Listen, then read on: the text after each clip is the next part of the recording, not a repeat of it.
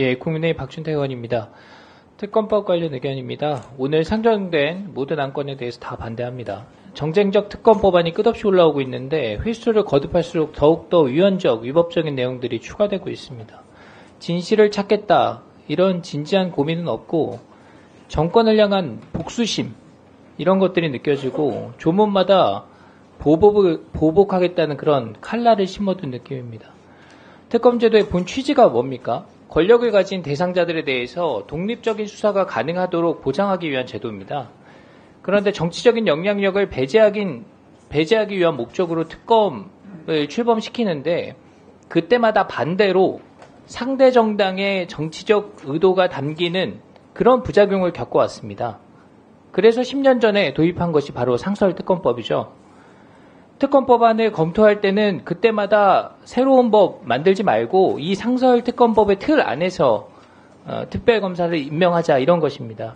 그래서 특검 추천 방식, 수사기관, 수사 인력 등을 법에 담아두고 여야가 서로 싸우지 말고 이 방식을 활용하자, 이렇게 약속했던 겁니다. 근데 지금 야당은 모든 특별검사 후보자를 야당만 추천하겠다고 국회 규칙까지 바꾸는 그런 전횡을 벌이고 있습니다. 국회 운영위에서 야당 단독으로 처리해서 논란이 됐죠. 공정하게 하자고 만들어둔 제도를 다시 불공정하게 만드는 작업을 하는 거예요. 그리고 나서 수년이 지나가지고 권력에 대한 수사를 더 강력히 해보자, 이런 취지에서 별도 수사기관을 아예 두자, 이런 논의를 하게 됩니다. 그것이 바로 오늘날의 고위공직자 수사처, 공수처입니다. 이것을 현재 야당이 주도해서 출범시킨 거죠. 오늘 상정하는 3개의 특검 법안 중에 2건은 검찰이 장기간 수사를 했고 그 결과를 두고서 이례적으로 우리 국정감사장에서 충분히 검토를 했는데 그럼에도 특검을 추진하자, 이런 주장에 동의할 수가 없습니다. 심지어 지금 현재도 공수처 수사 진행되고 있고 이와 동시에 야당은 상설특검법도 함께 추진하겠다, 이런 입장이죠. 그러면서 또 특검까지 별도로 하자는 건데 어떻게 찬성을 할 수 있겠습니까? 그러면 경찰, 검찰, 공수처, 특검, 상설특검, 수사 5번 하자는 거예요? 법안 내용은 볼 것도 없어요. 전부 다 야당끼리만 특별검사 추천하자 그래가지고 국민의힘은 여당이니까 제외하고 나머지 정당끼리 알아서 정해서 하기로 합시다. 다 그렇게 돼 있어요. 그리고 공수처 수사검사 몇 명 되지도 않는데 거기에 3개 특검법은 모두 공수처로부터 수사검사 파견받도록 되어 있습니다. 현실에 맞지가 않습니다. 수사 범위는 볼 것도 없어요.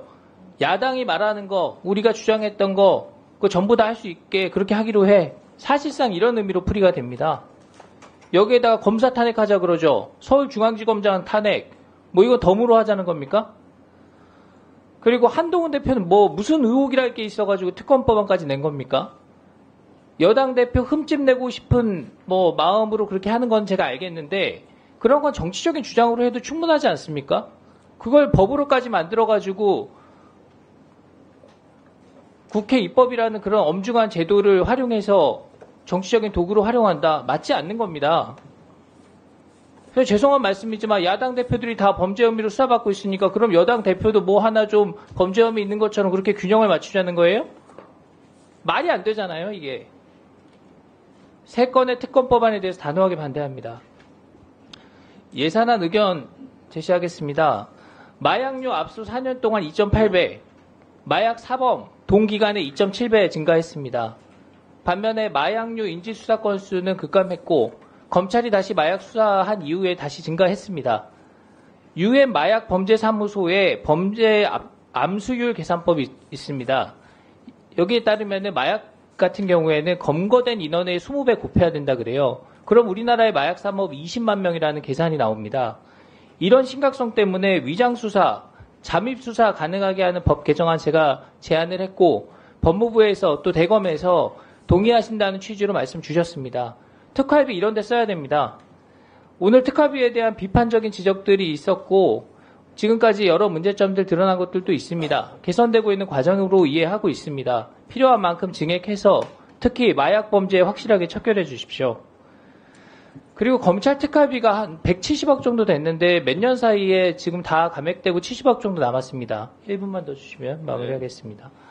자, 증액 감액은 합리적인 기준에 의해서 이루어져야 되는 것이 맞죠. 매년 일정한 수준만큼 감액돼 온 것으로 보입니다.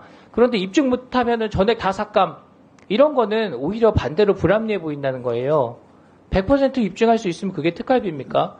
법무부에서도 어느 정도 위원들께 소명할 수 있는 노력을 충분히 더 해주시고요.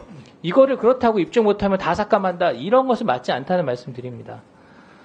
자, 국정감사에서 엄벌주의 촉구하면서 제가 법무부 장관께 형집행시설 점검을 당부드린 바 있습니다. 긍정 검토해 주셨는데요. 제가 살펴보니까 시설 장비 유지비 한 10억 정도 증액하는 것이 필요하고, 또 이에 더해서 교정시설이 공공요금이 부족해서 다른 예산 사업을 전용하거나 이용하는 사례가 있는 걸로 확인했습니다. 그래서 공공요금 지원 예산도 소폭이라도 증액해서 이런 일 없도록 해주시기 바랍니다. 촉법소년, 그리고 14세에서 19세 미성년 범죄 모두 증가합니다. 소년범 교화를 위한 소년원 학교 예산 좀 증액 의견 드립니다. 나머지는 서면으로 좀 제출하겠습니다. 이상입니다. 네, 수고하셨습니다. 다음 박균택 의원님. 예, 감사원장님. 네. 내년도